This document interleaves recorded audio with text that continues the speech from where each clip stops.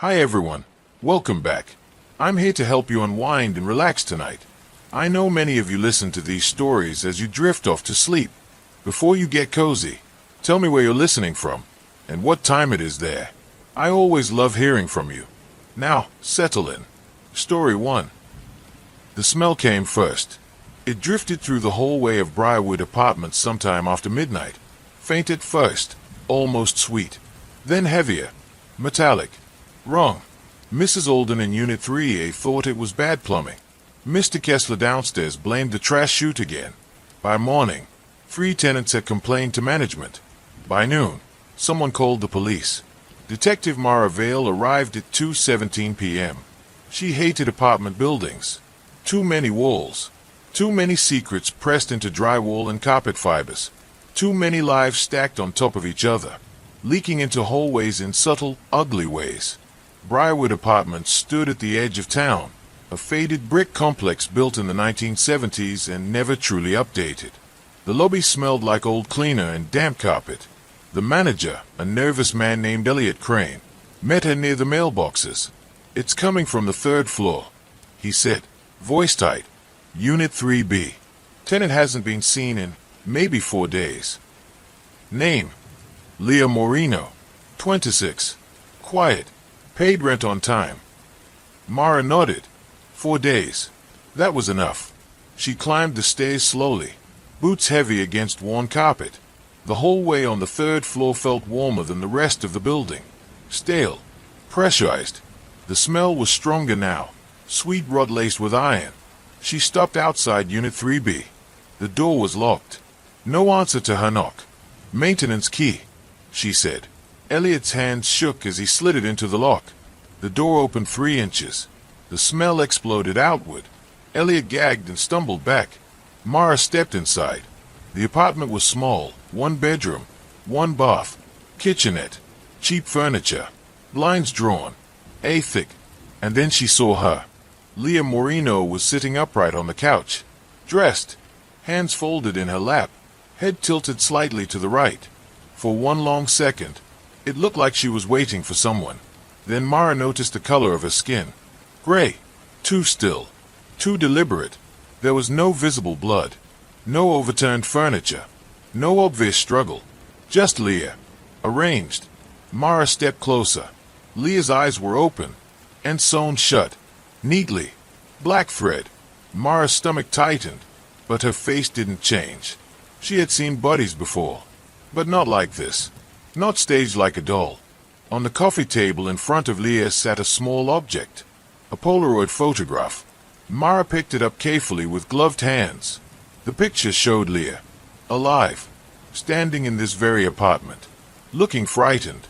Written beneath it in black marker, "She shouldn't have looked." The medical examiner arrived 20 minutes later.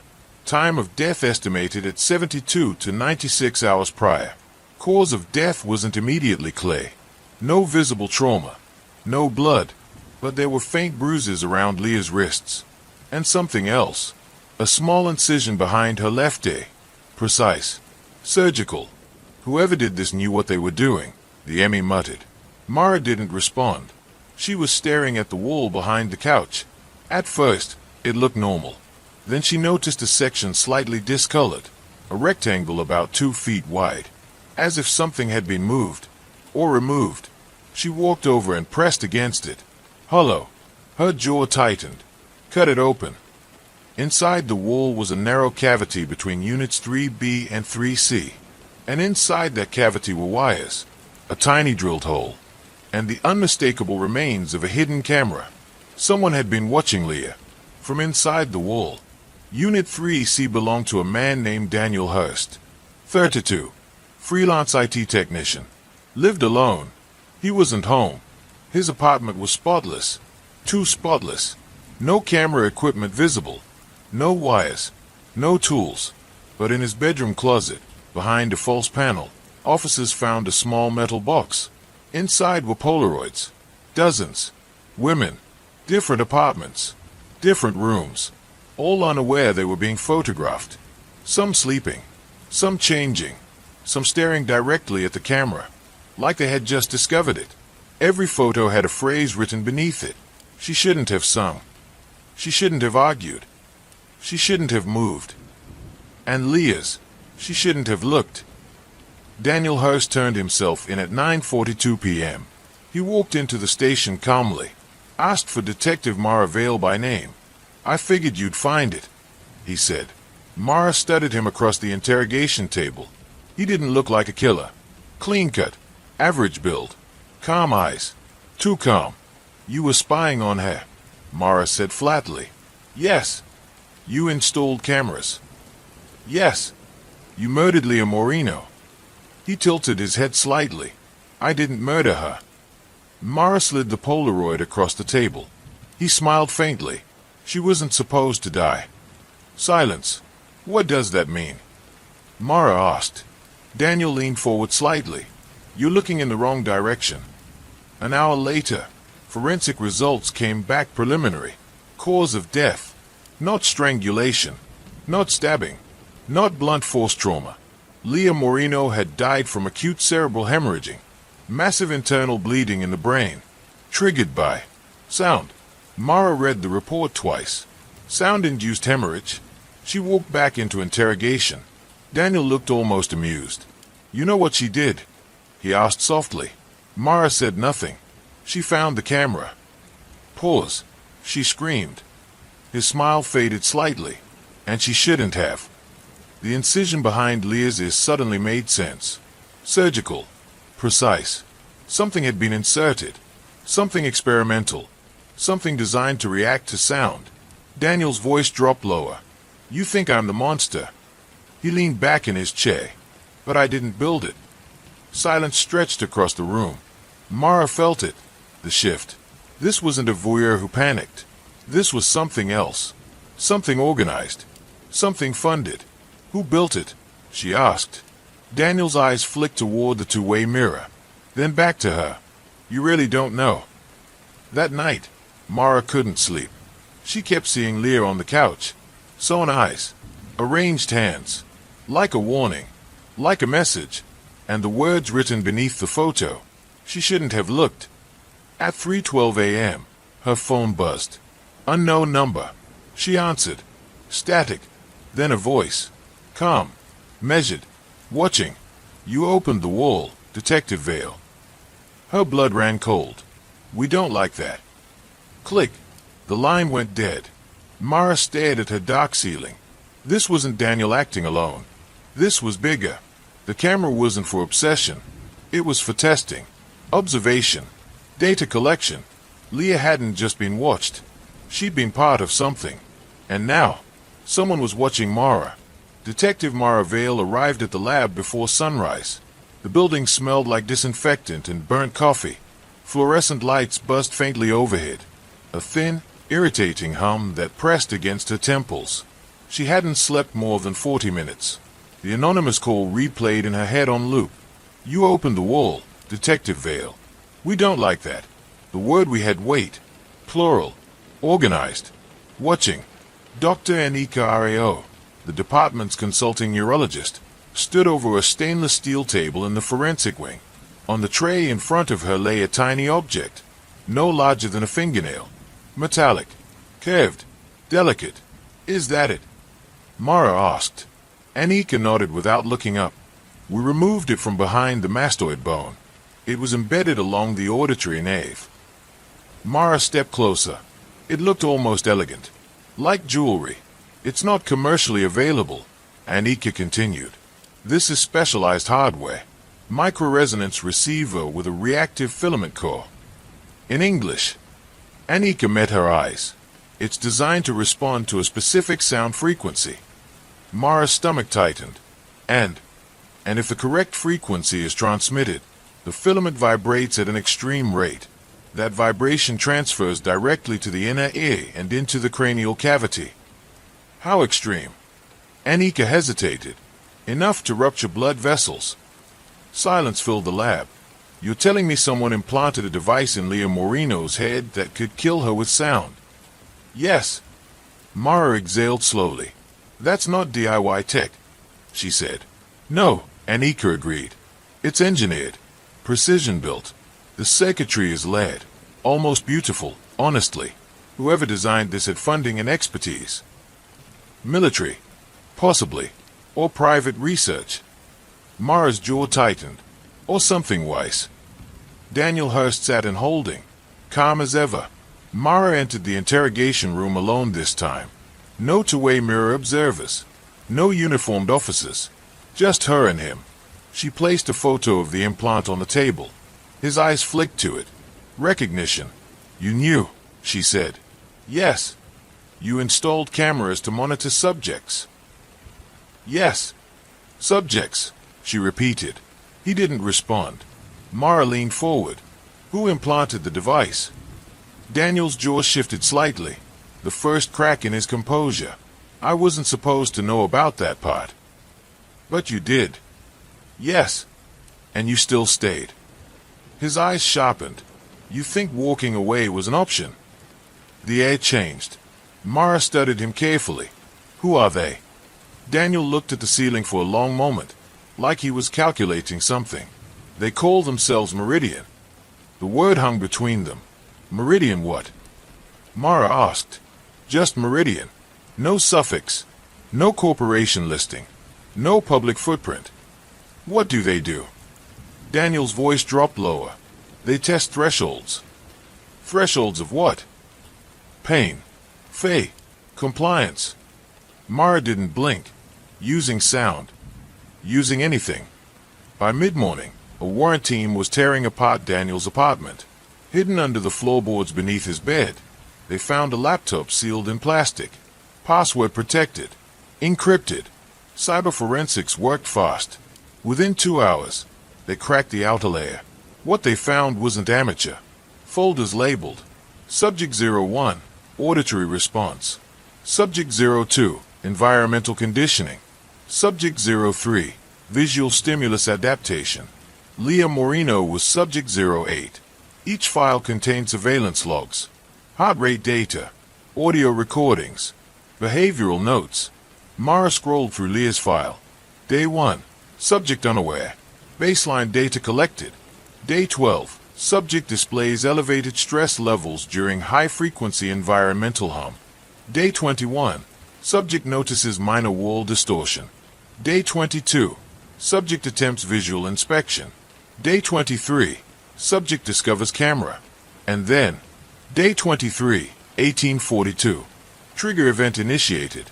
Mara's pulse thudded in her ears. There was an attached audio file. She hesitated, then pressed play. At first, nothing. Then, a piercing tone. High, almost beyond hearing. It made her teeth ache instantly. She yanked off the headphones. What the hell was that? The tech beside her muttered. Mara stayed at the screen. That, she said quietly, is what killed her. At 1:16 p.m., dispatch reported another body. Different building. 4 blocks away. Studio apartment. Victim, female, 34. Name, Carla Nguyen. Mara's heart sank. When she arrived, the scene felt eerily familiar. Carla sat at her kitchen table. Back straight. Hands folded. Eyes sewn shut. Black thread. Identical stitching. On the table in front of her, a Polaroid. Written beneath. She shouldn't have listened. Mara felt something dark settle in her chest. Behind Carla's another incision. The killer wasn't panicking. He wasn't cleaning up loose ends. He was continuing the experiment. Back at the lab, Anika examined the second implant. Different calibration, she said. Mara stiffened. What does that mean? The internal frequency range is slightly adjusted. Higher tolerance threshold. So they are refining it. Yes. Mara closed her eyes briefly. They're improving it. Daniel watched her carefully when she retained. There's another one, she said. He didn't look surprised. They don't stop because you arrest one contractor. Contractor? Yes. You. He shook his head slightly. I was field tech. Installation and monitoring. I never controlled triggers. Who did? He hesitated. Then, they call him architect. The word felt colder than Meridian. Name, Mara demanded. I don't know it. Face. I've never seen him. Communication was routed. Voice masked. Mara studied him carefully. You're scared of him. For the first time, Daniel looked genuinely uneasy. You should be too. That night, Mara returned to Briarwood Apartments. The building was quiet now. Police tape across 3B. Unit 3C gutted. But she wasn't here for Daniel. She stood in the hallway and listened. There it was. Faint. Almost imperceptible. A hum. Low. Steady. She followed it. Past 3B. Past 3C. To the far end of the hall. Unit 3F. Vacant. Or supposed to be. The hum grew slightly stronger near the door. She crouched. Placed her ear against it. The vibration was subtle. Mechanical. Deliberate. She stepped back and drew her weapon. Called for backup. When they forced the door open, the apartment was empty, except for a folding table in the center of the room. On it, a transmitter. Compact. Active. Connected to a laptop. Streaming data. From multiple buildings. Multiple units. Across the city. Mara stayed at the screen. A grid of live audio waveforms. Each labeled with a number. Subject 09. Subject 10. Subject 11. And counting. Her stomach dropped. This wasn't localized. It was expanding. A citywide frequency test. And then, the laptop screen flickered. The waveforms froze. A new message appeared. White text on black background. Detective Vale. She felt the air thin around her. The text continued. You are interfering with calibration. Her jaw tightened. Trace it. She ordered the tech behind her. The message changed again. Would you like to hear what compliance sounds like? The speakers on the laptop crackled. Mara lunged forward. Too late. A sharp, violent tone burst from the speakers. She ripped the cord from the wall. Silence slammed into the room. Everyone stood frozen. Then her phone rang. Unknown number. Again. She answered. The same calm voice. Measured. Controlled. You're very close now, detective. Who are you? She demanded. A pause. You may call me architect. Her pulse roared. You're killing people. No, he replied smoothly. We are discovering limits. Of what? Of obedience. Silence. You can't hide forever, she said. A faint, almost amused breath on the other end. You're already inside the structure. Click. The line went dead. Mara stood in the dark apartment, staring at the blank laptop screen. Subject 09. Subject 10. Subject 11. She wasn't just chasing a killer. She was inside an experiment, and someone had just confirmed she was part of it. The second body wasn't posed. That was what unsettled Detective Mara Vale the most. Leah Moreno had been arranged, seated upright, eyes sewn shut, hands folded like a porcelain doll. It had been deliberate, ritualistic. But this one looked discarded.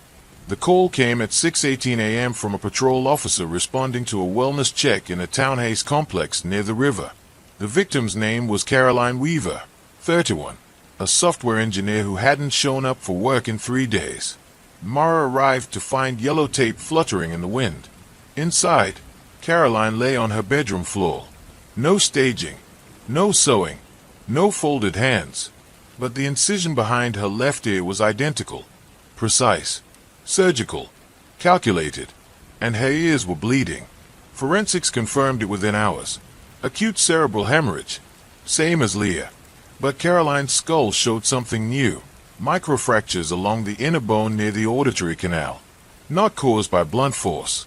Not by impact. By vibration. High-intensity vibration. Like a sonic blast, the medical examiner muttered. But contained. Focused.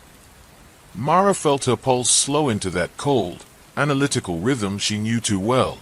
Leah screamed. Caroline. No neighbors reported hearing anything unusual. No scream. No struggle.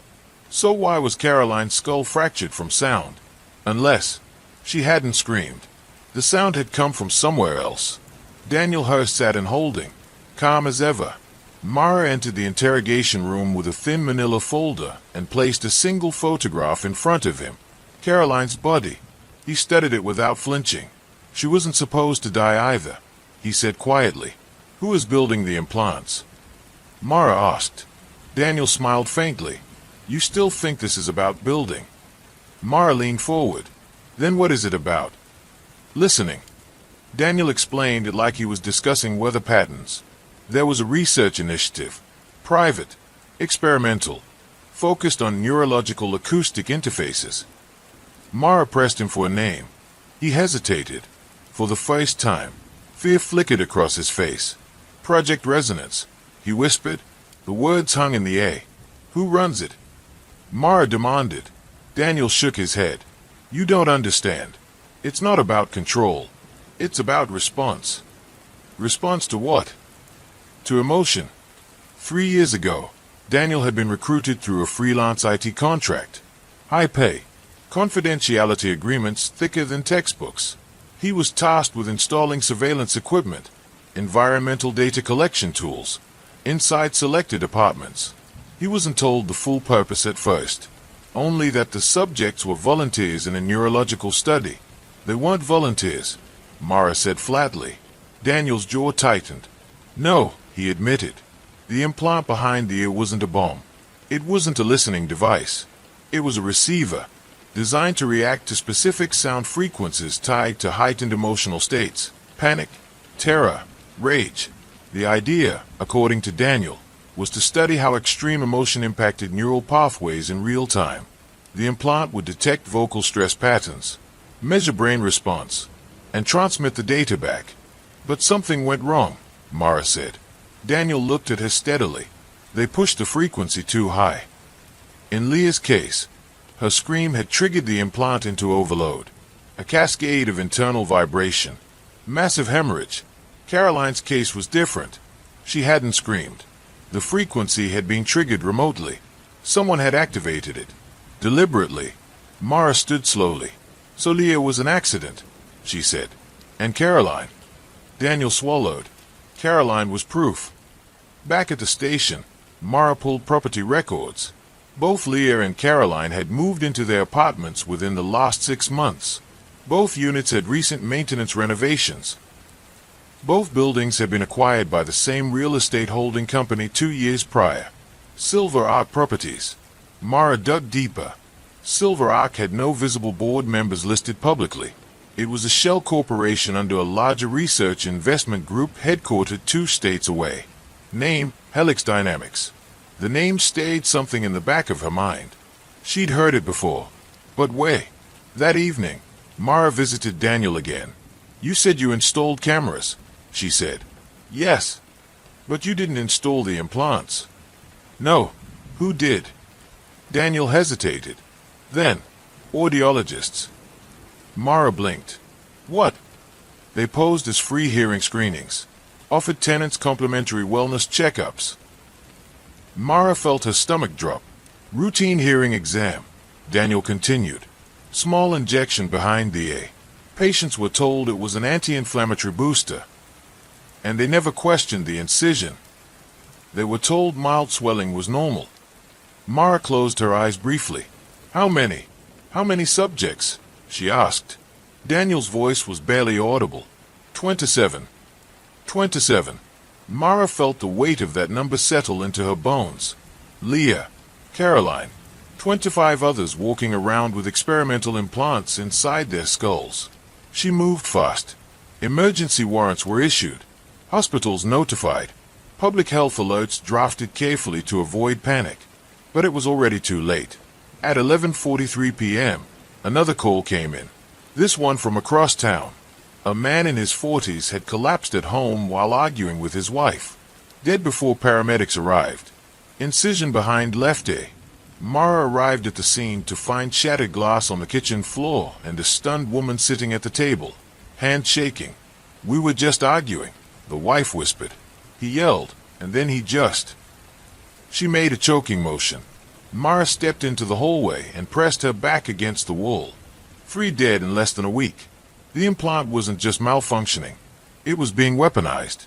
At 2:06 a.m., Mara received another call. Unknown number again. She answered this time without hesitation. You're escalating, the calm voice said. Her pulse didn't change. You killed him, she replied evenly. A soft chuckle. He killed himself. By yelling. By reaching a decibel threshold. Mara's jaw tightened. You're testing emotional spikes. A pause. You're learning quickly, detective. Who are you? Silence. Then, we are trying to understand the architecture of fear. The line clicked dead again. The next morning, Mara requested a full background report on Helix dynamics. What she found unsettled her more than the bodies. Helix had defense contracts, military research ties, neural adaptation studies, and one name surfaced repeatedly in funding reports. Dr. Adrian Kessler, neuroscientist, acoustic cognition specialist, former professor, disappeared from academia 5 years ago, now listed as Chief Innovation Officer for Helix. Mara stayed at the name. Kessler. Mr. Kessler downstairs in Leah's building. The tenant who had complained about the trash chute. She felt the pieces shift. By noon, a warrant was issued for Unit 1C at Briarwood Apartments. Mr. Kessler's apartment. It was empty. Too empty. Furniture gone. Computer equipment removed. Walls freshly painted. But in the bedroom closet, forensic techs found something disturbing. A portable frequency emitter. Small. Compact. Military grade. Daniel Hurst was brought back into interrogation. Mara dropped a photograph of the emitter onto the table. He stared at it. They weren't supposed to activate it outside lab conditions, he whispered. They did, Mara replied. Daniel looked up at her, truly afraid now. You don't understand, he said. The frequency doesn't just kill. What does it do? It conditions. According to Daniel, early trials showed that repeated low-level frequency exposure altered emotional response patterns. Subjects became more compliant, less reactive, more suggestible. The lethal spikes were a side effect, a flaw, but not the goal. Mara's mind raced. 27 subjects, conditioned, altered, and now someone escalating the tests. Why? Because the project was being shut down, or because it had succeeded. That night, Mara stood outside Briarwood Apartments again. Police presence was heavier now. News vans lined the street. Residents were being evacuated for medical evaluation. The building looked smaller somehow, more fragile. She stared up at the third-floor window of Unit 3B. Leah had found the camera. She had looked, and someone had panicked, or someone had decided she was no longer useful. Mara's phone buzzed again. This time, it wasn't an unknown number. It was a text. No sender ID. Just an image. A live camera feed. Grainy. Black and white. Her own apartment. Her living room. Empty. Below the image, a message. You shouldn't look either. Mara didn't hesitate. She drew her weapon and ran to her car. Her apartment was 10 minutes away. 8 with lights and sirens. She didn't use them. She didn't want whoever was watching to know she was coming. When she reached her building, everything looked normal. Quiet. Still. She climbed the stairs slowly. Unlocked her door. Entered silently. Nothing seemed disturbed. But the air felt different. Charged. She scanned the walls. The vents. The smoke detectors.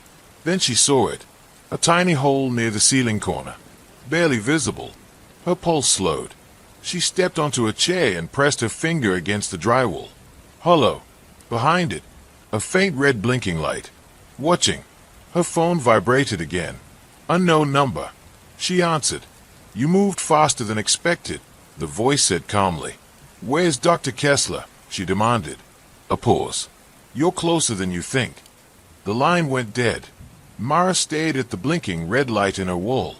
They weren't just testing subjects anymore. They were studying her. Her reactions. Her pace. Her fear threshold. She exhaled slowly. Then she smiled. Because for the first time, she wasn't afraid. She was angry. And anger didn't spike the same frequencies as fear. The camera in Mara Vale's wall blinked twice before going dark. Not disconnected. Not broken. Disabled remotely. They were watching her reaction. Testing response time. Measuring her breathing. Tracking her pulse. Mara stepped down from the chair slowly, resisting the instinct to rip the wall open immediately. That was what they expected. An emotional spike. A rash move. Instead, She turned off the lights. Then she sat on her couch in silence. If they were studying fear, she would give them nothing. At 6:12 a.m., forensic techs dismantled the drywall. Inside was a microcamera wired into a transmitter smaller than a deck of cards. Military-grade encryption. The same frequency signature found in the portable emitter recovered from Mr. Kessler's abandoned apartment. Dr. Adrian Kessler, Chief Innovation Officer of Helix Dynamics, and former neighbor to Leah Moreno. Mara stood in her kitchen while technicians bagged evidence. His escalating, her partner, Detective Owen Shaw, said quietly. His accelerating, Mara corrected. Shaw frowned. Difference. Escalation is panic. Acceleration is confidence. By mid-morning, financial analysts from the department's cybercrime unit had traced Helix Dynamics shell corporations. Silver Arc Properties had acquired 7 apartment complexes over 2 years, all in different cities, all near universities, all recently renovated with acoustic infrastructure upgrades. Soundproofing, reinforced walls, hidden wiring. They weren't just planting cameras. They were constructing environments, controlled emotional ecosystems. Daniel Heist requested to speak with Mara privately. He looked thinner, less composed. They moved the lab, he said without preamble. Where? I don't know exactly, but it's not in the city anymore. Mara crossed her arms. You said it wasn't activated outside controlled settings. Daniel's jaw tightened. It wasn't supposed to be. Supposed to be isn't reality. He exhaled shakily. Kessler believes fear is architecture. Mara waited. He thinks it is structure, patterns, frequencies that can be mapped like blueprints. And if you understand the structure, you can dismantle it. Or weaponize it, Mara said. Daniel didn't disagree. The break came from an unlikely source.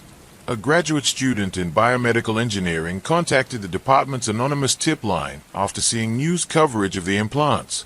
She had interned at Helix 2 summers prior. They were working on something called phase echo, she told Mara during a recorded interview.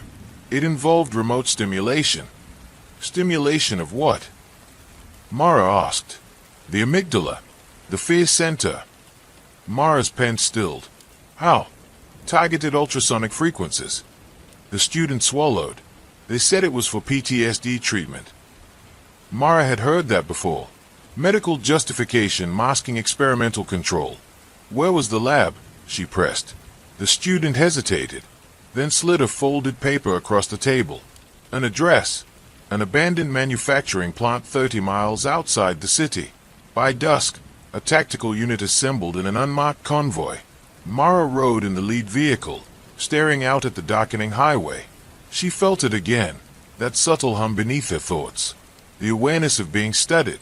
Kessler wanted her involved. He could have disappeared completely. Instead, he stayed close. Why? Because she was part of phase echo now. The plant loomed ahead, skeletal against the fading sky. Windows boarded. Parking lot cracked and overgrown. But thermal imaging showed heat signatures inside. Active. Operational. Mara gave the signal. The team moved in. The interior was colder than expected. Clinical. White walls erected inside the old factory shell. Cables ran along the ceiling like exposed veins. And at the center, a circular chamber. Padded. Soundproof. In the middle of it stood a single metal chair. Strapped into it was a young man. Conscious. Terrified. An incision behind his left eye. Mara's pulse spiked despite her control. Get him out, she ordered. Before officers could reach the chair, speakers embedded in the ceiling crackled to life. A calm voice filled the chamber. Welcome, Detective Vale. Dr. Adrian Kessler stepped into view behind reinforced glass above the chamber floor. He looked older than his record suggested. Silver at his temples. Measured eyes. No panic. You're trespassing, he said mildly. You're murdering people, Mara replied. Kessler tilted his head. Murder implies intent. The strapped man began sobbing. Mara stepped closer to the glass. Shut it down. Kessler's gaze flicked toward a console beside him. You're here to understand, he said. So understand. He pressed a button. A low hum vibrated through the chamber. Not loud. Almost imperceptible. The young man stiffened. His breathing accelerated. Heart rate monitor beside the chair began climbing. Stop it. Mara shouted. The hum shifted. Higher. Sharper. The man screamed. And then, silence. He slumped forward. Blood trickled from his ears. Mara's world narrowed. She signaled the team. The glass barrier shattered under ballistic rounds. Chaos erupted. Officers flooded the upper level. Kessler didn't run. He simply stood there, hands folded behind his back. Observe, he said calmly as they cuffed him. Paramedics confirmed it minutes later. The man was alive. Barely. Brain activity unstable but present. He won't die, Kessler said as he was led past Mara. The frequency was calibrated below hemorrhagic threshold. She grabbed his collar. You're experimenting on human beings. He met her gaze steadily. Yes. Back at the station, Kessler requested to speak with her alone. Mara obliged. He sat across from her without visible restraint. Why escalate? She asked. Because Phase Echo was being shut down. By whom? Investors. They lack imagination. You killed 3 people. 2, he corrected. Leah was an anomaly. Caroline. A proof of concept. Mara's fists tightened beneath the table. You think fear is architecture, she said. It is, Kessler replied evenly. Every emotional state has measurable structure. Fear is the most consistent. And you want to dismantle it? No, he said softly. I want to own it. Kessler leaned forward slightly. Imagine a soldier who does not freeze under fire. A witness who does not crumble under interrogation. A civilian population resistant to panic during crisis. You're not building resilience, Mara said coldly. You're building obedience. He smiled faintly. Semantics. An alarm blared suddenly through the station. Shaw burst into the interrogation room. Helix servers just activated remotely, he said urgently. We're getting signals from implants all over the city. Mara felt ice slide down her spine. How many active subjects? 23 confirmed. Kessler leaned back in his chair. You came to shut down the lab, he said quietly. But Phase Echo is decentralized. Reports flooded in within minutes. A college student collapsed in a lecture hall. A grocery store cashier fainted mid-shift. A rideshare driver veered off the road after screaming uncontrollably. The frequencies weren't lethal, but they were active, triggered simultaneously, citywide. Mara stared at Kessler. You're proving you don't need a lab, she realized. He didn't deny it. The architecture exists in the signal, he said calmly, not the building. Cybercrime traced the signal origin, not from the plant, not from Helix headquarters, from multiple cell towers, piggybacking on public infrastructure, encrypted bursts embedded in ordinary transmissions. You turned the entire city into a speaker system, Mara said. Kessler's eyes glinted. Sound is everywhere, detective. Outside, sirens wailed across the city. Hospitals filled with patients experiencing disorientation, panic attacks, temporary paralysis. None fatal. Controlled thresholds. A demonstration. Kessler spoke softly. You see now. We don't need to kill. We just need to tune. Mara stared at him. You think you've won. I think, he replied, that you finally understand the architecture. Her phone buzzed in her pocket. A private alert from Shaw. They had located the master relay. A mobile unit. Moving. Someone else was still operating Phase Echo. Kessler watched her expression shift. You're not the only architect, he said. Mara stood slowly. Who? She demanded. For the first time. Kessler hesitated. Fear, he said quietly, is contagious. She left the interrogation room without another word. Outside, Shaw handed her a tablet. GPS tracking showed a signal hub moving toward downtown, toward the densest population grid. If the thresholds were raised, the casualties would multiply exponentially. Mara slid into the passenger seat of an unmarked SUV. Lights on. No sirens. Her pulse steady. Anger, not fear. She would not give them what they wanted. Behind her, in the interrogation room, Kessler watched the two-way mirror. Alone. Calm. And then, he smiled. The mobile relay was moving fast. Too fast for something transmitting ultrasonic bursts across half the city. Mara stared at the tablet in Shaw's hands as the GPS duck cut through traffic like a blade. It's rerouting through commercial corridors, Shaw said. High pedestrian density. Crowd amplification, Mara replied. Sound multiplied in enclosed spaces. If the relay pushed the frequency high enough in a packed subway station. She didn't finish the thought. ETA, she asked. 6 minutes. Mara tightened her grip on the dashboard. Her phone vibrated again. Unknown number. She answered without hesitation. A new voice this time. Female. Cool. Controlled. You move predictably, Detective Vale. Who is this? Mara demanded. A soft exhale. You're chasing the relay. Mara's jaw tightened. Raise the threshold and you'll have mass casualties. Not casualties, the voice corrected gently. Calibration. The line cut. The relay vehicle came into view at the edge of downtown. A white utility van. Unmarked. Windows blacked out. The signal strength spiked on Shaw's tablet. It's increasing output, he warned. Pedestrians on sidewalks began slowing. Some pressed fingers to their temples. Others looked around in confusion. Mara felt it too. A pressure behind her eyes. Not fear. Not pain. Something deeper. She focused on her breathing. In through the nose. Out through the mouth. Steady. The van turned sharply into an underground parking garage. Mara's pulse remained controlled. They want containment, she said. Echo chamber. The tactical team boxed the van in on the lower level. Concrete pillars. Low ceilings. Perfect acoustics. The hum intensified. Officers flinched. One dropped to a knee. Clutching his head. Mara stepped out of the SUV slowly. No siren. No shouting. She approached the van deliberately. The rear doors swung open. Inside sat a woman in her early 40s. Headset on. Hands resting lightly on a control console. Her posture was calm. Almost serene. Dr. Evelyn Rourke, she said before Mara could speak. Behavioral acoustics. Mara recognized the name instantly. Co-author on Ailey Hellick's research papers. Rourke smiled faintly. Kessler was always too theatrical, she said. He needed spectacle. I prefer scale. You're triggering implants across the city, Mara said evenly. Yes. Why? To complete the map. The hum rose again. Mara felt a ripple in her chest. Around her, officers staggered. Rourke adjusted a dial. Fear has layers, she continued conversationally. Surface panic. Defensive aggression.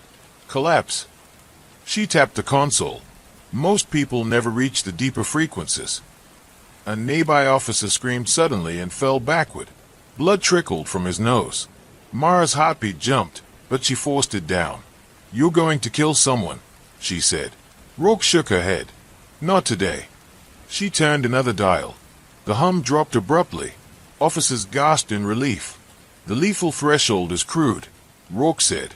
I'm refining it. Mara stepped closer. Shut it off. Rourke studied her carefully. You're fascinating, detective. Turn it off. You're resisting. Mara didn't answer. Rourke tilted her head. We embedded a passive monitor in your building weeks ago. Mara's blood chilled, but her face stayed neutral. We've been tracking your baseline. You implanted me. Mara asked quietly. Rourke smiled. No. A pause. You don't need one. The words landed heavier than any frequency spike. Rourke gestured lightly toward the officers. They spike immediately. Elevated cortisol. Disorganized neural firing. Her eyes sharpened. You, however. Mara held her gaze. You're angry. Not afraid. Yes. Rourke said softly. Anger resonates differently. Shaw stepped forward cautiously, weapon raised. Deactivate the relay, he ordered. Rourke didn't move. You think this is about killing, she said.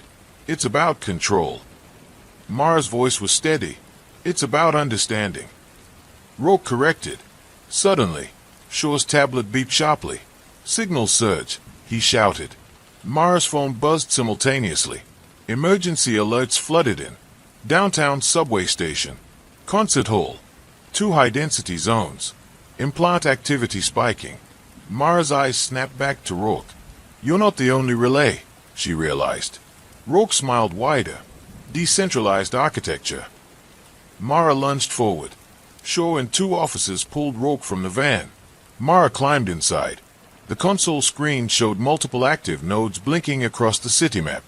3 additional mobile relays, all increasing output. Rourke laughed softly as she was restrained. You're fighting the wrong battle, detective. Mara scanned the controls. Encrypted, but not unfamiliar. She had studied Daniel's schematics. The frequency pattern wasn't random. It was laid in waves.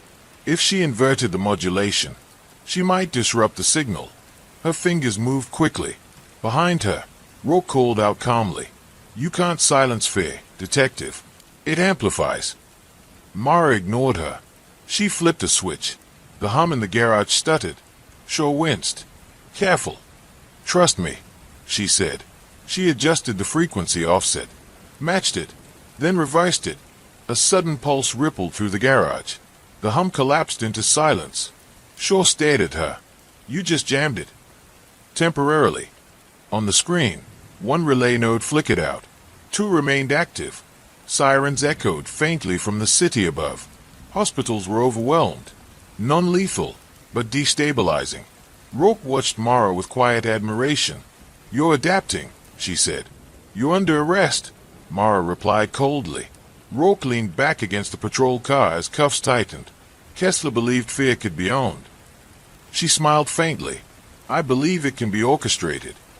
Back at the station, Kessler was informed of Rourke's capture. He didn't look surprised. She always wanted to conduct, he murmured. Mara entered the room. You built the implant, she said. She refined the signal, he replied. You planned this. No, Kessler said quietly. She did. Mara studied him carefully. Phase echo was never about resilience. Kessler hesitated. No, it was about predictive modeling. His silence confirmed it. You wanted to predict behavior based on fear responses. Yes. And Rourke? She wants to induce it. A tech rushed in. Detective. Remaining relays just spiked. Mara's heart kicked once, but she kept control. Locations. 1 near the subway station. 1 inside the concert venue. Evacuations. In progress, but signal strength is climbing. Kessler spoke softly behind her. She's pushing toward hemorrhagic threshold. Mara turned slowly. She said not today. Kessler met her gaze. Evelyn believes in proof. Mara ran. The subway station was chaos. Commuters stumbling up stairwells. Some crying. Some disoriented. A few bleeding from ears. The frequency was higher here, contained by tile walls and low ceilings. Mara forced her breathing steady. Find the relay. She scanned the platform. A maintenance cart. Unattended. Signal strongest neared. She sprinted forward. The hum sharpened. Pain lanced behind her eyes. Not fear. Pressure. She reached the cat. Inside, a compact emitter wired to the station's speaker system. Ingenious. Terrifying. She ripped open the panel. Adjusted the modulation manually. Lowered the gain. The hum dipped slightly, but not enough. Above ground, the concert venue node surged simultaneously. The frequencies overlapped. Interference patterns. Amplification. Mara's vision blurred for a split second, then steadied. Anger. Hold on to anger. She reversed polarity. The emitter sparked, then went dark. Silence flooded the station. At the concert hall, SWAT neutralized the second relay minutes later. Citywide signal strength plummeted. Hospitals reported stabilization. No confirmed fatalities. Barely. Back in interrogation, Rourke sat composed. You improvised beautifully, she said to Mara. You nearly killed dozens, Mara replied. Rourke shrugged lightly. Threshold experiments are delicate. Mara leaned forward. Why involve me? Rourke's eyes softened slightly. Because you are the control. Explain. You're resistant. Mara's jaw tightened. You don't spike. You don't fracture. She leaned closer. We needed to understand why. The room fell silent. Mara's mind raced backward. The cameras in her apartment. The monitoring. The measured calls. You weren't just studying the subjects, she realized. You were studying me. Rourke nodded once. You've experienced trauma before. Mara's expression didn't change. But inside, something shifted. How do you know that? She asked quietly. Rourke's smile was almost sympathetic. We screened law enforcement profiles before selecting apartment complexes. Mara's pulse slowed. Calculated. They chose Briarwood because of me, she whispered. Rourke didn't answer. She didn't need to. In the adjacent room, Kessler watched through the glass. For the first time, he looked uncertain. Mara didn't react when Rourke said it, but the words followed her out of the interrogation room like a shadow. You are the control. The hallway outside felt narrower than usual. Fluorescent lights hummed faintly overhead. A normal, harmless sound. Yet after days of frequency spikes and engineered resonance, every vibration felt suspect. Shaw caught up to her. You okay? I'm fine. You don't look fine. She stopped walking. They chose Briarwood because of me. Shaw stared at her. What? They screened law enforcement profiles. Rourke said it. That doesn't mean. It means they didn't randomly plant those complexes. Her voice was calm. Too calm. They built a test grid around a variable. You. Yes. Shaw ran a hand over his face. Why you? Mara didn't answer immediately, because she already knew. 15 years earlier. Warehouse fire. Hostage situation gone wrong. She had been a patrol officer then. 24. 2 victims trapped inside. 1 child survived. 1 didn't. The building collapsed while she was still inside. Pinned under debris. Smoke inhalation. Heat. Panic. She remembered the sound most of all. The roaring collapse. The scream cut short. She hadn't screamed. She hadn't frozen. She had moved. Slowly. Methodically. Even as the ceiling fell. Psych evaluations later described her as emotionally compartmentalized under extreme stress. Commended. Promoted. Profiled. Rourke hadn't been guessing. They had studied her. Back in interrogation, Kessler requested another meeting. Mara obliged. He looked less composed now. Less certain. You didn't tell her, she said. I didn't know she selected you specifically, he replied. You screened police records. 4 baseline comparisons. Why Briarwood? Kessler hesitated. It was within range. Of what? The monitoring radius. Mara leaned forward. You embedded passive sensors in that building long before Liam moved in. Yes. And you tracked my physiological responses. Yes. Without an implant. Yes. Silence. You wanted to know why I don't spike. Kessler studied her with something like academic fascination. Most people experience fear as chaos. You experience it as compression. Her eyes narrowed. Explain. You narrow. Focus. Emotional output stabilizes instead of escalating. She didn't like how precisely he described it. You were mapping resistance, she said. Yes. And Rourke. She wants to eliminate it. The implication settled heavily. If Rourke could identify what made someone resistant to engineered fear, she could design frequencies to break it. A tech analyst entered abruptly. Detective, we've been going through Helix's seized servers. Find something. There's another layer. Mara felt her spine straighten. Define layer. Phase echo wasn't just implants and mobile relays. The analyst turned the screen toward her. A city infrastructure grid. Cell towers. Traffic systems. Public announcement networks. All capable of ultrasonic transmission bursts. Mara's pulse stayed even. They embedded it into municipal systems. Not fully, the analyst clarified, but enough nodes remain active that someone with access could reactivate segments. Rourke? Shaw asked. She's in custody, Mara replied. The analyst hesitated. There's remote access authorization still running. From where? A blinking IP trace appeared on the map. Inside the police department. The room went silent. Shaw spoke first. That's not possible. Mara didn't blink. Show me. They traced the signal down 2 floors. Evidence processing. Room 214. Officers moved carefully. Weapons drawn. The door to 214 was locked from the inside. Mara signaled. Breach. The door burst open. Inside, Daniel Hurst sat at a workstation. Cables ran from a confiscated Helix console into the department's network port. His hands hovered over the keyboard. He didn't resist. He didn't even look surprised. You weren't supposed to figure it out this fast, he said quietly. Shaw grabbed him, pulling him back from the console. What are you doing? Shaw demanded. Daniel's eyes went to Mara. She's not finished, he said. Who? Mara asked. Evelyn.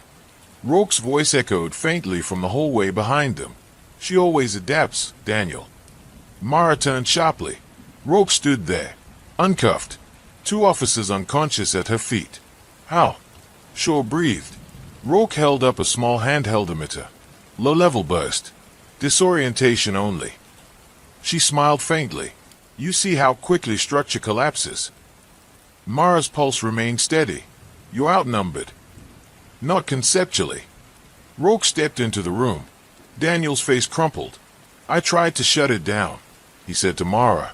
But she convinced me. Rourke tilted her head. Daniel understands now. Understands what? Mara demanded. That fear isn't the enemy. Rourke's gaze sharpened. Unpredictability is. The room felt electrically charged. Rourke moved toward the console.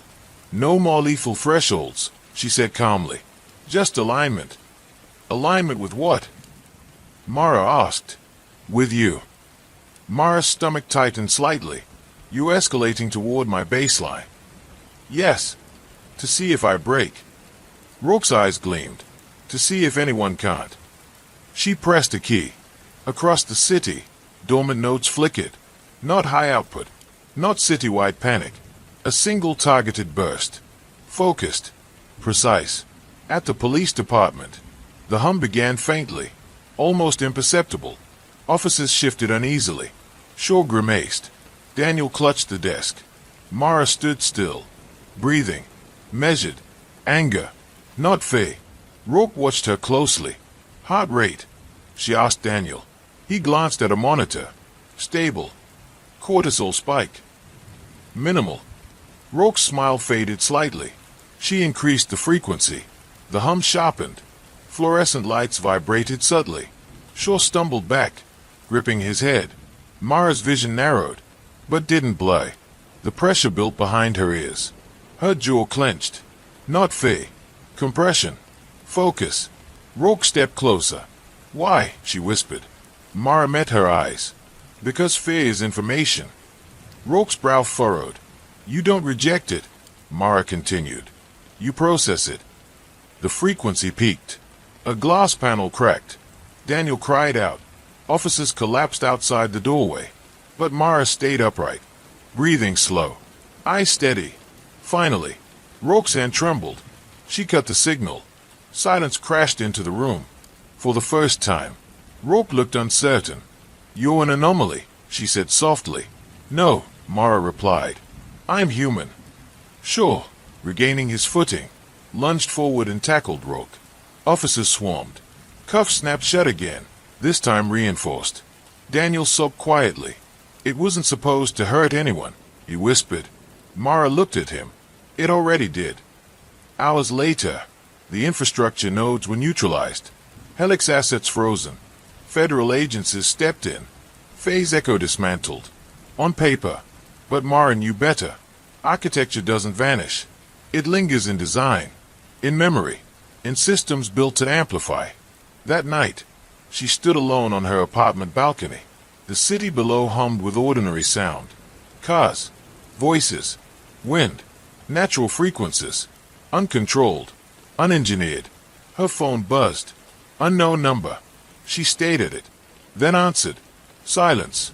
Then, a faint, distant hum. Not loud, not rising, just there, a whisper in the static. Her pulse didn't change. Fear is contagious, a voice said softly. Not Rourke, not Kessler. Someone new. You stopped Faye's echo. A pause. But you proved it works. The line went dead. Mara lowered the phone slowly. Across the skyline, a construction crane blinked red against the dock. Another building rising. Another system embedding itself quietly into infrastructure. Architecture expanding. She exhaled. This wasn't over. It had evolved. The hum stayed with her. Not in the A. In memory. 3 days after Faye's echo was dismantled, the city felt normal again, at least on the surface. News cycles shifted. Commentators debated ethics. Federal agencies sealed files under national security language.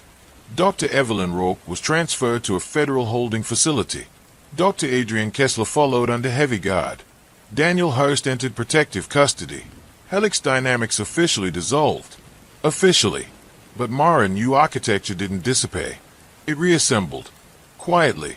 She was called to a federal briefing room that Friday morning. No windows. Soundproofed. 6 people seated at the table when she walked in. 2 from Homeland Security. 1 from Defense. 1 from Justice. And a man she didn't recognize. Late 50s. Silver hair. Immaculate suit. Stillness in his posture that reminded her of Rourke. But colder.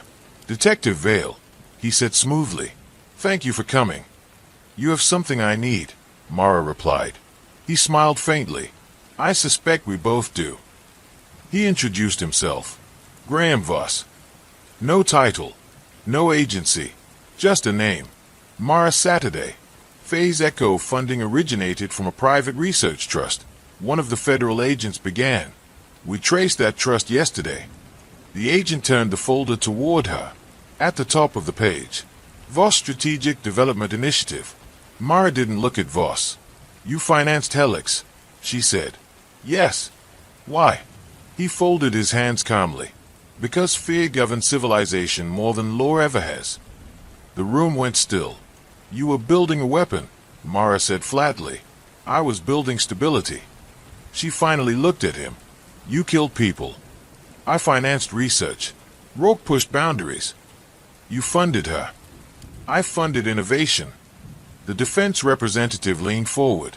Mr. Voss came to us voluntarily. Mara's eyes narrowed. Why? Voss answered himself.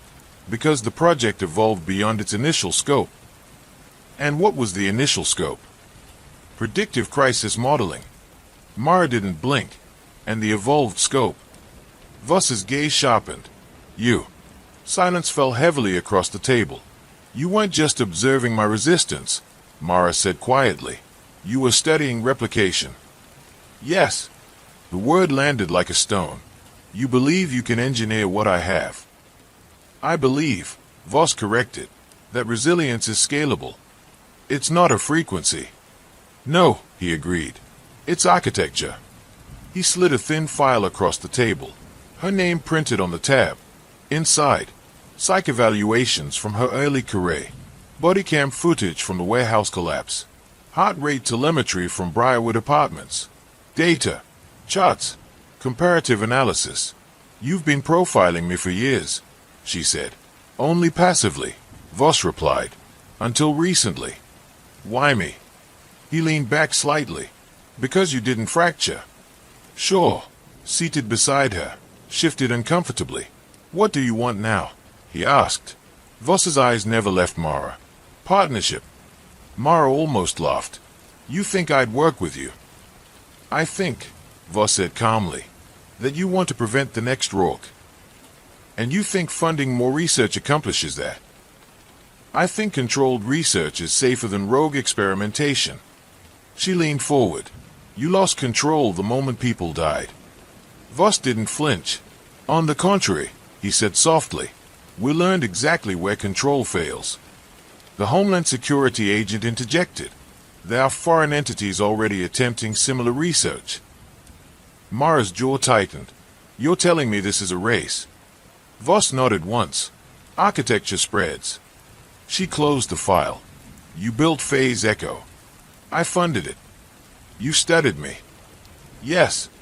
You want to replicate me. Yes. Her pulse remained steady. Anger, not fear. Voss noticed. He always noticed. That's precisely it, he said quietly. You process threat without amplification. She stood. I process it without losing myself. And that, Voss replied, is invaluable. 2 hours later, Mara left the building without signing anything. Outside, the city air felt sharper. Shaw caught up to her. They're serious. I know. If someone else builds phase echo, they will. He exhaled. So what do we do? Mara stayed at the skyline. We find out how far this architecture already spreads.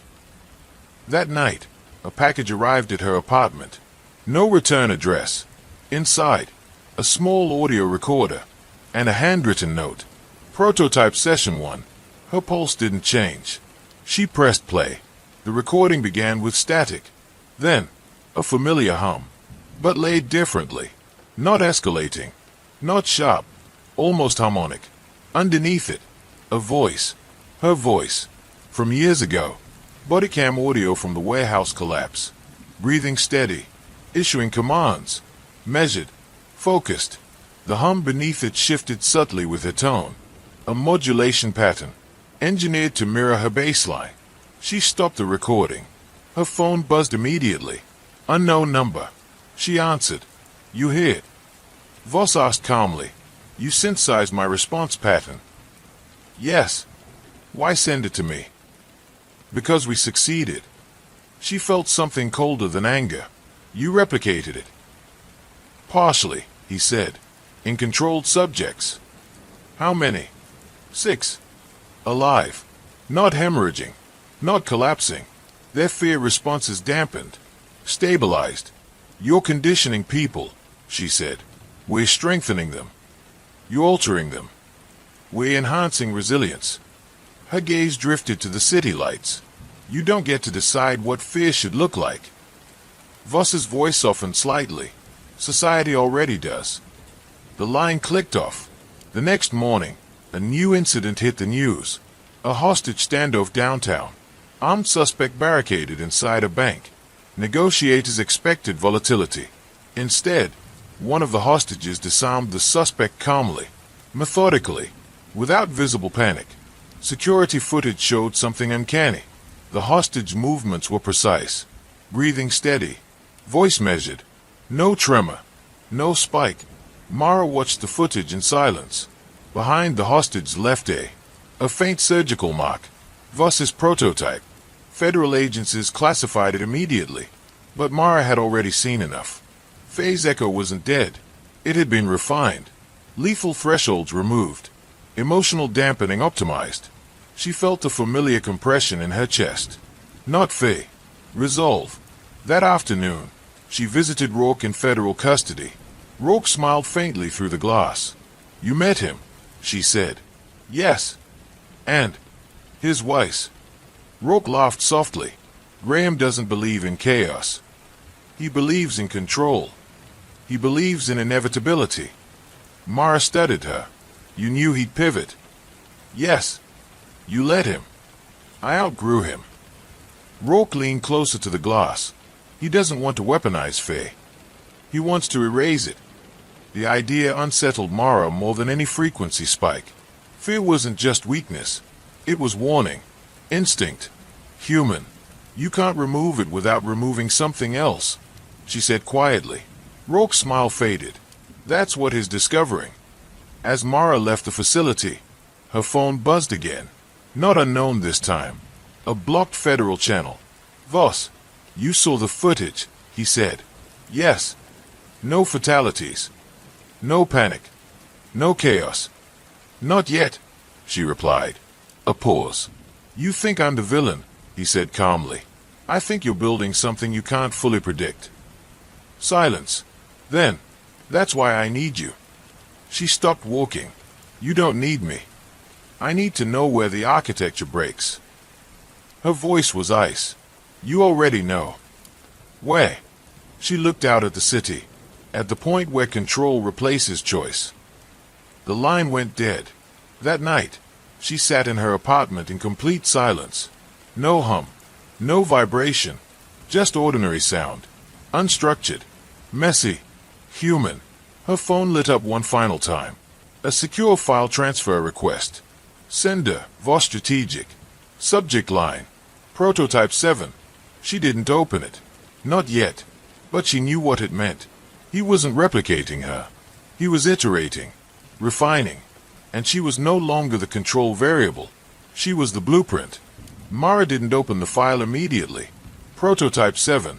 The word sat on her phone screen like a quiet threat. Iteration implied improvement. And improvement implied someone had already survived 6 versions. She poured a glass of water, sat at her kitchen table, let the room settle into silence. No hum, no engineered vibration, just the faint ticking of the wall clock. Human sound. Imperfect. She opened the file. A video loaded. Interior, conference room. Government seal on the wall. 5 officials seated at a table. National security briefing. The camera angle was from the far corner. Security footage. At the head of the table sat a woman Mara recognized instantly. Secretary of Homeland Security. Behind her left a nearly invisible incision scar. The footage timestamp was from 2 days ago. The briefing topic, public response preparedness following the Helix incident. One official raised concerns about public panic if details of phase echo became widely known. The secretary responded calmly, measured, unshaken. There will be no panic, she said. We will guide the narrative. Her heart rate monitor, subtle biometric overlay in the corner of the footage, remained steady, even when a staffer whispered about potential liability exposure. Even when the words unauthorized human experimentation were spoken. No spike, no tremor. Her effect was optimized.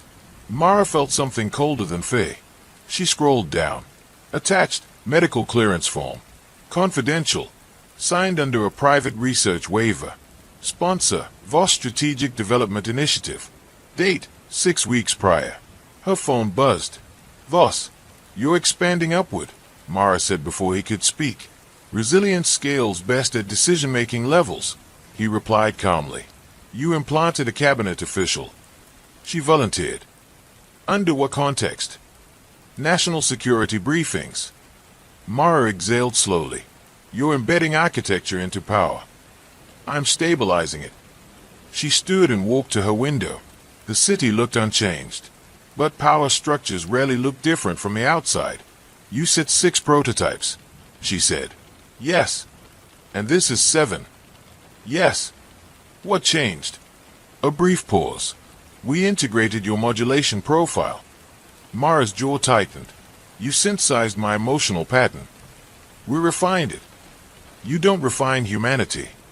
We refine performance. She hung up. The next morning, she requested access to Prototype 7's trial documentation through federal channels. Denied. Classified above her clearance. That alone told her everything. Shaw leaned against her desk. They are protecting it. Of course they are. You're thinking something. Yes. What? If they've embedded this into federal leadership. She met his eyes. Who else? 2 days later, an international summit convened downtown. World leaders. Security layers thick. Mara wasn't assigned to it, but she watched from her office as coverage streamed silently across a muted television. During a tense press exchange, a foreign delegate made an aggressive accusation regarding experimental technology within U.S. borders. Normally, such accusations triggered visible tension, defensive posture, elevated tone. Instead, the Secretary of Homeland Security smiled calmly. We are committed to public safety and ethical innovation, she said evenly. No shift in voice, no sign of agitation. Behind her, another official. Mara leaned closer to the screen.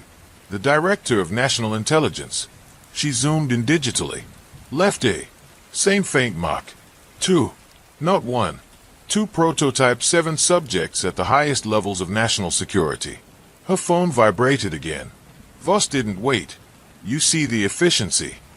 I see infiltration. I see stability. You see obedience. Incorrect, he replied calmly. They retain autonomy. We dampen volatility.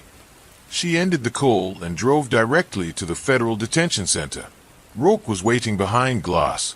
You look troubled, Rourke observed lightly.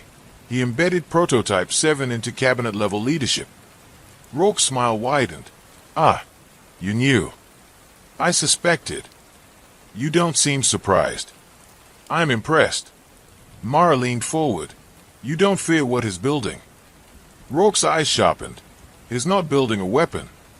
He's building a filter. Mara frowned. Explain. Rourke tilted her head. Evelyn Rourke built escalation. Lethality. Thresholds. Her tone shifted slightly. Graham Voss builds dampening. He's erasing spikes. Yes. He thinks he's preventing chaos. Yes. And you? Rourke's smile returned faintly. I think he's creating something worse. Back at the station, Mara reviewed internal communication logs. Something subtle caught her attention. During the subway relay incident, several officers had shown partial resistance to the ultrasonic spike. Their cortisol levels rose, but not as sharply as expected. She pulled their personnel files. All had attended a voluntary resilience seminar sponsored by Voss Strategic 6 months prior. She felt her pulse slow. How many officers attended? She asked the analyst. Citywide. About 40. And biometric screenings. Standard stress response testing. Mara's stomach tightened. You didn't need surgical implants, she murmured. The analyst blinked. What? He's experimenting with non-invasive conditioning. She requested security footage from the seminar location. The footage showed group breathing exercises, acoustic calibration sessions, seemingly benign resilience training. But in the corner of the room, hidden emitters embedded in ceiling panels, low-level modulation, gradual conditioning, no surgery required. Prototype 7 wasn't defined by the implant. It was defined by architecture. That evening, Mara met Voss face-to-face. Not in a federal building, in a private office overlooking the river. Floor-to-ceiling glass. City skyline reflected behind him. You're expanding beyond implants, she said without greeting. Yes. Acoustic conditioning. Yes. You're seeding it into law enforcement. Resilience training, he corrected. You're not asking consent. They volunteered. For stress management. For national security. Her gaze hardened. You're not erasing fear. No. You're editing it. Yes. He stepped closer to the window. Civilization fractures when fear escalates unchecked. You're not eliminating escalation, she said. You're redistributing it. He turned slightly. What does that mean? You're pushing fear downward. Into whom? Those without access to your architecture. Silence. He considered that. You're centralizing emotional control, she continued, embedding it into leadership, enforcement, and leaving civilians. He didn't answer immediately. That imbalance fractures society, she said. He met her gaze, only temporarily. Her pulse stayed steady. You don't understand, she said quietly. Fear isn't a flaw. It's adaptive. Yes, but you're stripping it from those who need it most. He folded his hands calmly. You're still angry. Yes, and that anger stabilizes you. She didn't deny it. You're proof this works, he said softly. No, she replied. I'm proof that fear process naturally works. He studied her in silence. You won't join me. No, you won't endorse this. No, he nodded once. I expected that.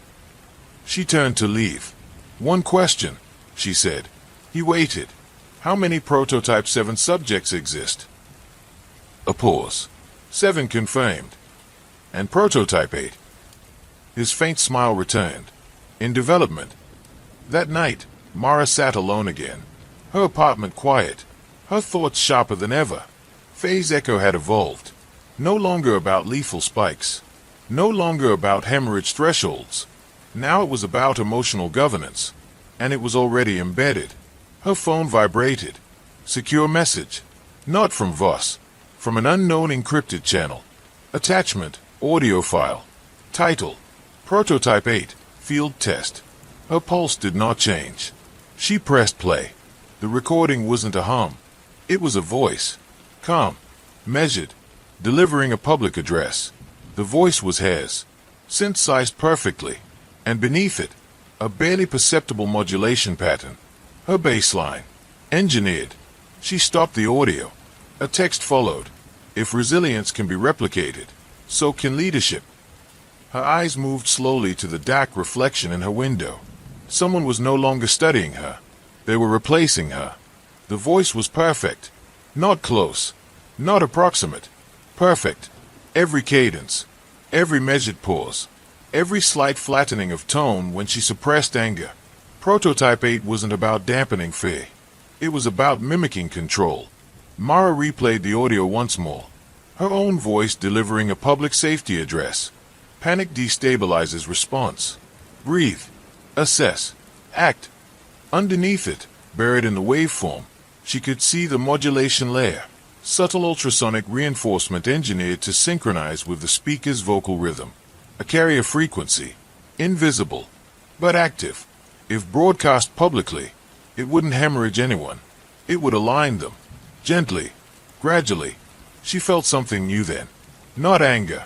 Not fear. Recognition. This wasn't about stabilizing leaders anymore. It was about manufacturing them. At 6:40 a.m., Shaw walked into her office holding a tablet. You need to see this. She turned the screen toward her. News footage from overnight. A mid-level state senator giving a press conference after a transportation crisis. The senator had been known historically for volatile speeches. Emotional. Reactive. But now, calm. Composed. Measured breathing. No tremor. Behind the left ear, a faint surgical line. Mara didn't blink. How long? She asked. Implant confirmed 2 weeks ago. Classified medical procedure. Sponsored. Shaw nodded once. Voss strategic. Mara stood. This isn't just leadership conditioning, she said. It's behavioral standardization. Shaw frowned. You think he's trying to build a template? I think he already has one. Her name echoed silently in her own head. By noon, she was back in Voss's office. This time, she didn't sit. You synthesized my voice, she said. Yes. You're embedding modulation into public broadcasts. Yes. You're conditioning civilians without consent. He studied her carefully. It's not coercion. It's influence. All communication is influence. Not like this. He moved to a side monitor and activated a projection. A city grid appeared. Overlaying it, broadcast transmission towers, emergency alert systems, public address networks. If a crisis emerges, he said calmly, panic spreads faster than information. And what if we could precondition response to remain calm? You don't get to precondition free will. We already do. She stared at him. Education. Law, media, he continued, all shape response architecture. You're skipping the human part. I'm refining it. Her jaw tightened. What is Prototype 8? He hesitated. Then, leadership redundancy. The phrase settled heavily. Explain. If key figures are incapacitated, emotionally or physically, response fractures. So you create backups. Yes. Trained. Conditioned. With my baseline. Yes. The cold clarity hit her. You're building replicas. Not replicas. Continuity models. You're replacing people. I'm ensuring stability. Her phone buzzed. Incoming alert. Location ping. Downtown courthouse. Live address beginning in 2 minutes. Speaker listed. Detective Mara Vale. Her blood ran cold for the first time in days. That's not possible, Shaw muttered. Mara didn't wait. By the time she reached the courthouse plaza, a crowd had gathered. Media vans, cameras, podium set up under city seal. And standing behind it, same height, same haircut, same posture, Voice calm and steady as microphones amplified it across the plaza. Public trust requires emotional clarity, the duplicate said. Mara stopped at the edge of the crowd. Her pulse remained controlled, but the world felt slightly off balance. The modulation beneath the speech was subtle. She could hear it now. A laid hum. Not aggressive. Not spiking. Stabilizing. People in the crowd stood unusually still. Listening. Not agitated. Not restless. Aligned. Shaw whispered beside her. That's not CGI. No, Mara said quietly. It's surgical. Prototype 8 wasn't synthetic audio. It was a person. Conditioned. Trained. Voice modulated. Behaviorally patterned after her psychological profile. A living template. She pushed through the crowd. Security blocked her path. The duplicate glanced toward her. Their eyes met. Identical stillness. Identical measured breath. But something was missing. Depth. The duplicate continued speaking. Fear is information. Panic is distortion. Her own words, taken from interrogation transcripts. Mara stepped forward and called out clearly. Who trained you? The duplicate paused for half a second, a fraction too long, then resumed. I am here to serve public stability. Shaw muttered. She didn't answer. No, she didn't. Federal agents moved in quickly once identity was challenged. The duplicate was escorted away without resistance. Calm. Composed. Even as cameras flashed. Inside a secured holding room, Mara stood face to face with Prototype 8. Up close, the resemblance was unnerving. Bone structure matched through subtle surgical adjustments. Vocal cords tuned.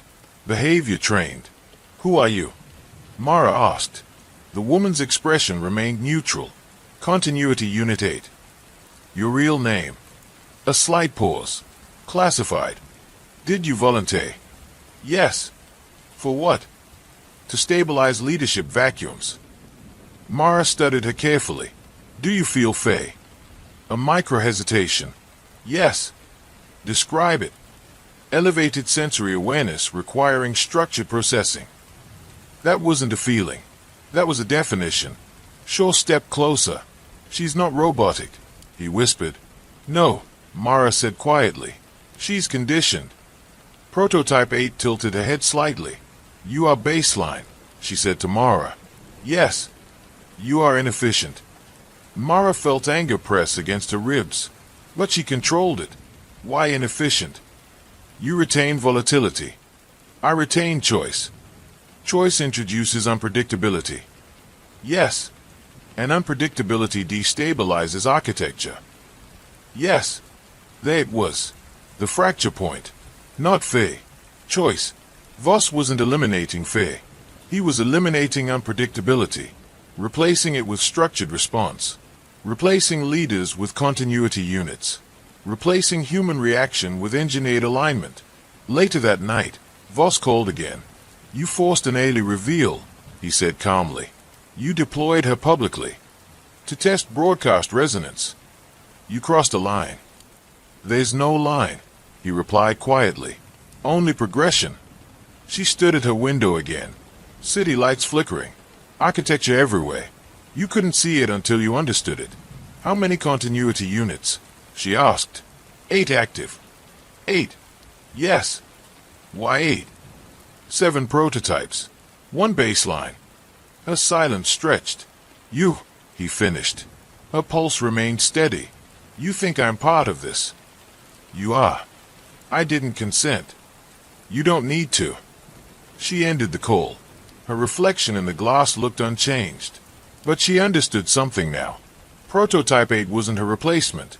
It was her mirror, engineered to remove the one thing she still carried. Volatility, choice, anger, human variance. Her phone vibrated one final time. Encrypted file. Subject line. Replacement protocol. Phase 1 complete. Below it, Phase 2 initiates in 72 hours. She didn't open it. Not yet. Because she already knew what Phase 2 would mean. Not just conditioned leaders. Not just broadcast modulation. Wider deployment. Civilian scale. Not lethal. Not violent. Just gradual alignment. And once architecture embeds deeply enough, no one remembers what volatility felt like. Mara exhaled slowly. Fear is information, but so is resistance. And architecture can be dismantled if you know where the load-bearing walls stand. She picked up her phone. Dialed Shaw. We don't stop prototype 8, she said calmly. We expose it. A pause. How? She looked out over the city. By breaking the pattern. 72 hours. That was the countdown. Phase 2. Mara stood in the operations room at 2:13 a.m., staring at a map of the city layered with signal routes, emergency broadcast nodes, cellular carriers, transit PA systems, digital billboards. Architecture. Not steel. Not concrete. Signal. And at the center of it, her voice. Or something shaped like it. Shaw leaned against the table, arms crossed.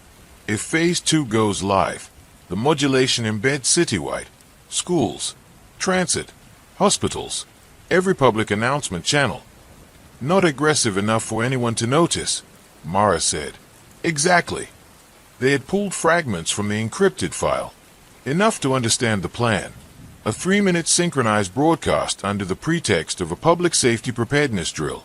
All continuity units positioned in different districts, each delivering identical messaging. Calm, structured, reassuring. Underneath, the carrier frequency would synchronize with speech cadence and breathing rhythm, reinforcing compliance pathways already seeded through smaller tests. It wouldn't override will. It would nudge it. Repeated nudges became baseline behavior. Repeated baseline behavior became culture. And culture became architecture. Mara traced the main fiber trunk line with her finger. We can't jam it, Shaw said. He'll reroute. Redundant channels everywhere. I'm not going to jam it. He looked up. Then what? She met his eyes. I'm going to contaminate it. By sunrise, they were in a secure recording suite buried beneath an old municipal building. Analog infrastructure long disconnected from modern networks. No wireless bleed. No remote access. No monitoring. Mara stood in front of a microphone. On the other side of the glass, Shaw adjusted levels. You're sure? He asked through the intercom. No. A beat. But certainty is part of the problem. He gave her a tight nod. She put on the headphones. Closed her eyes. Voss had modeled the continuity units on her control, on her measured cadence, on her suppression of volatility. So she would give him something he hadn't modeled. Truth. Unstructured. Unresolved. Human. She began speaking. Not from a script. From memory. From anger. From doubt. From fear she had never voiced publicly. I'm not calm all the time, she said quietly. I am not certain. I am not immune to fear. Her voice wavered. Slightly. She didn't correct it. Leadership is not the absence of volatility. It is the navigation of it. Shaw watched the waveform spike and settle. Spike and settle. No ultrasonic reinforcement. No smoothing filters. Just breath. Just imperfection. If you are afraid, she continued, that fear is not a malfunction. It is information. If you are angry, that anger is not instability. It is signal. She leaned closer to the MIC. Do not surrender your signal. She stepped back. Silence in the room. Shaw swallowed. That's not going to stabilize anyone. It's not supposed to. They didn't need to override Voss's broadcast. They only needed to intersect it. At precisely the right moment. Shaw had found the seam. Even in the most redundant network, transitions existed. Milliseconds where synchronization recalibrated between towers. Tiny gaps. But architecture relied on timing. And timing could fracture. Phase 2 began at exactly 12 p.m. The city screens flickered. Transit announcements paused mid-sentence. Emergency tones chimed softly across public systems. On courthouse steps. In hospital lobbies. In subway platforms. 8 identical figures stepped forward. Continuity units. Perfect posture. Perfect breath. Perfect cadence. Citizens. They began in unison. Mara stood in the analog control room, watching live feeds. Her own face repeated 8 times across the grid. It was disorienting, like looking into a hole of mirrors. Public resilience depends on structured response, the unit said calmly. In the plaza downtown, people stilled, breathing slowed. Heart rates, if measured, would show subtle synchronization. The carrier frequency activated. Invisible. Lead. Effective. Shaw's hand hovered over the manual trigger. 3 seconds to seam, he said. Mara didn't blink. 2. On screen, one of the units turned her head slightly. Micro-adjustment to camera glare. Flawless. 1. Now, the injection wasn't loud. It wasn't disruptive. It slid into the synchronization gap like a blade between ribs. Across the city, the continuity units continued. Fear's distortion. But beneath them, another voice emerged. Not laid perfectly. Not aligned. Raw. I am not calm all the time. The unit's cadence faltered. Milliseconds. But enough. The carrier frequency depended on rhythm. Mara's recording didn't match it. It broke it. On subway platforms, commuters blinked. In hospital corridors, nurses looked up. The units attempted recalibration. Panic destabilizes. I am not Satan, Mara's voice continued. And neither are you. A visible glitch rippled across digital billboards. The modulation waveform, designed for smooth reinforcement, encountered variance. Human variance. And variance could not be predicted linearly. In his private control center, Adrian Voss watched the feeds fracture. He didn't raise his voice, but his jaw tightened. Isolate the interference, he ordered. Technicians scrambled. It's analog injection. No return path. Override. We can't stabilize the carrier. The rhythms are colliding. On screen, one continuity unit paused mid-sentence. Her eyes flickered, not mechanically, but cognitively. Processing conflict. Structured training encountering unscripted input. Downtown, Mara stepped out of the operations room and into daylight. Shaw had insisted she remain hidden. She refused. If architecture was going to fracture, she would stand inside it. In the main plaza, one continuity unit still held the podium. Citizens stood uncertain now. Not panicked, but no longer synchronized. Mara approached slowly. The unit saw her. For a moment, it was like looking into a future stripped of doubt. You are introducing instability, the unit said evenly. Yes, Mara replied. Instability increases risk. Yes. Risk increases harm probability. Yes. A flicker behind the unit's eyes. Processing loop. Mara stepped closer. And yet, she said softly, risk is where choice lives. The unit's breathing pattern, once perfectly measured, shifted half a beat off tempo. Behind them, screens continued playing Mara's recording. If you are afraid, that fear is not a malfunction. A murmur moved through the crowd. Not synchronized. Not aligned. Individual. A woman near the front wiped tears from her face. A man exhaled sharply, as if realizing he had been holding his breath for minutes. The unit turned her head slightly, listening. Listening not for instruction, but for interpretation. That had never been required before. In the control center, Voss watched biometric overlays spike unpredictably. Not chaos. Not riots. Just variance. Unquantifiable. You modeled suppression, one technician said quietly. Yes. You didn't model integration. He didn't respond. Because integration required accepting volatility. And volatility could not be owned. Mara stood inches from her duplicate. You volunteered, she said quietly. Yes. To stabilize leadership vacuums. Yes. Do you feel fear right now? A longer pause this time. Yes. Describe it. The unit's lips parted. No clinical definition came. Instead, it feels like losing structure. Mara nodded once. That's what growth feels like. The word hung between them. Growth. Not control. Not stability. Growth required stress. Required imbalance. Required the possibility of failure. The carrier frequency sputtered again. Without rhythmic dominance, it couldn't anchor. One by one, across the city, the continuity units fell silent. Not deactivated. Just quiet. Voss's phone vibrated.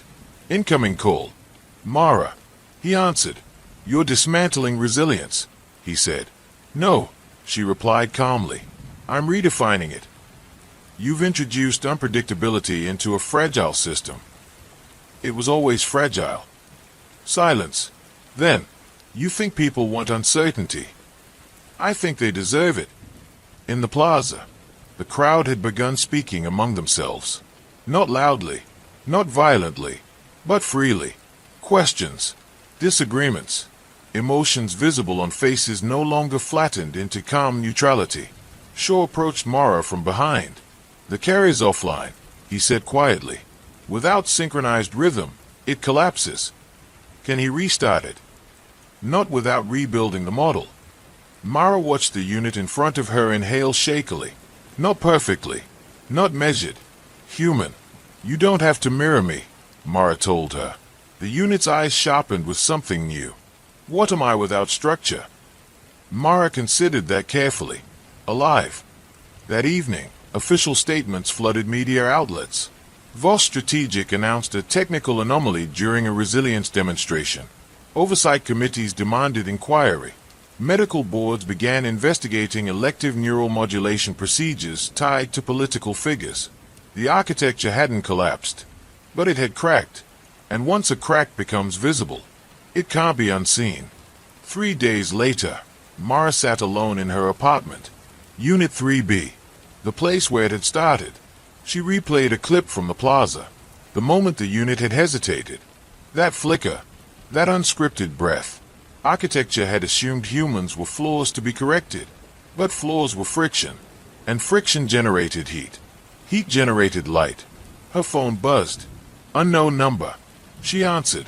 A familiar voice on the other end. Not perfectly steady.